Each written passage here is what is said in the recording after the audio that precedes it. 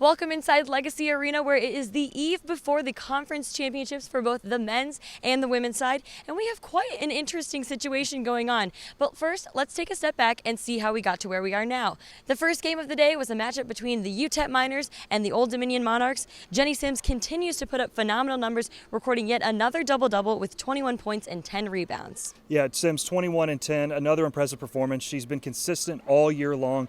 Obviously the leader for this Old Dominion team. Also want to throw in there Destiny Young. She only had 6 points, but a really important 12 boards on the day. And she talked about in the post-game press conference how she feels like she's one of the best rebounders in the league.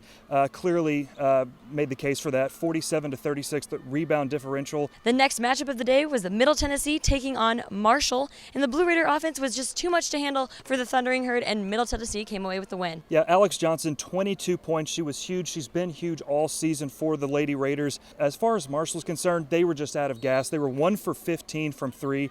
That Middle Tennessee defense held Marshall to 2 single-digit quarters as well. But the women's matchup is set, Old Dominion and Middle Tennessee. Then after the women's championship was determined, it was time for the men to take the court to see who would play in the big game. Again, Old Dominion was representing, playing against WKU, and Trey Freeman broke a conference championship record with 42 points in the game.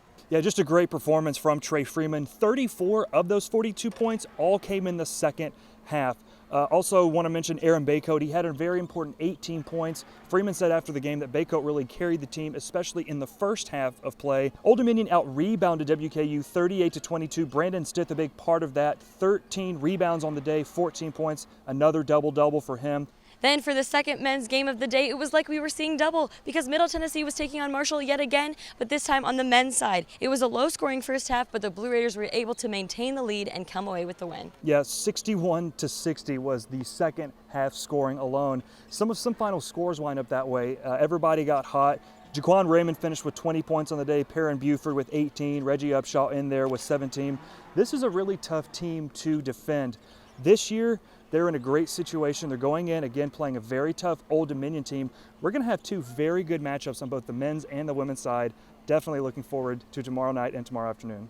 The men's championship will tip off at 1:30 on Fox Sports 1, while the women will conclude the championship at 7 p.m. on CBS Sportsnet. For the CUSA Digital Network and for Aaron Pryor, I'm Maddie Morris.